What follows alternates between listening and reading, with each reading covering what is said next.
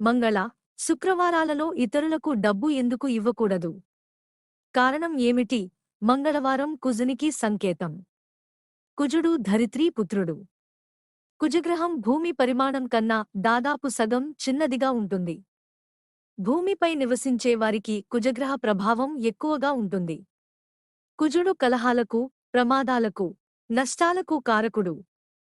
కనుకే కుజగ్రహం ప్రభావముండే మంగళవారం నాడు శుభకార్యాలను సాధారణంగా తలపెట్టరు. ముఖ్యంగా మంగళవారం నాడు అప్పు ఇస్తే ఆ డబ్బు తిరిగి రావడం చాలా కష్టం అంటుంటారు. మంగళవారం అప్పు తీసుకున్నట్లయితే అది అనేక బాధలకు కారణమై తీరకుండా మిగిలే ప్రమాదం ఉంది.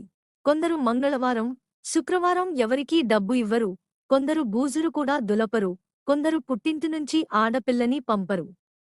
ఆడపిల్లని ఇంటి లక్ష్మీదేవిగా భావిస్తారు. అందుకే లక్ష్మీదేవి వారాలుగా పూజ చేసే ఆ 2 రోజులు డబ్బులివ్వటంగాని, అమ్మాయిని పంపటంగాని చెయ్యరు.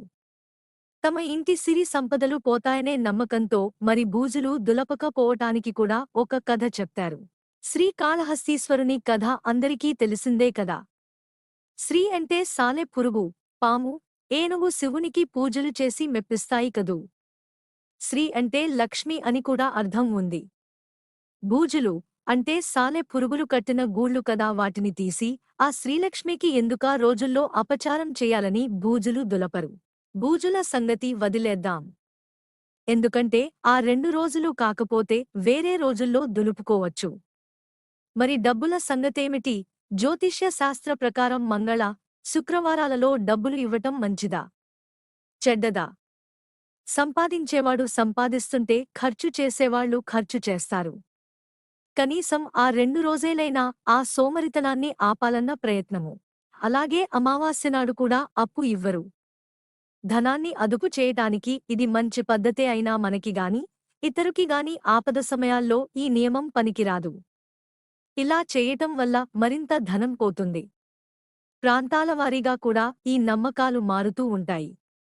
కొందరు మంగళ, శుక్రవారాలు పాటించినట్లు నిజామాబాదు వైపు కొందరు బుధవారం నాడు, విశాఖపట్టణం వారు గురువారం నాడు డబ్బు ఇవ్వరు.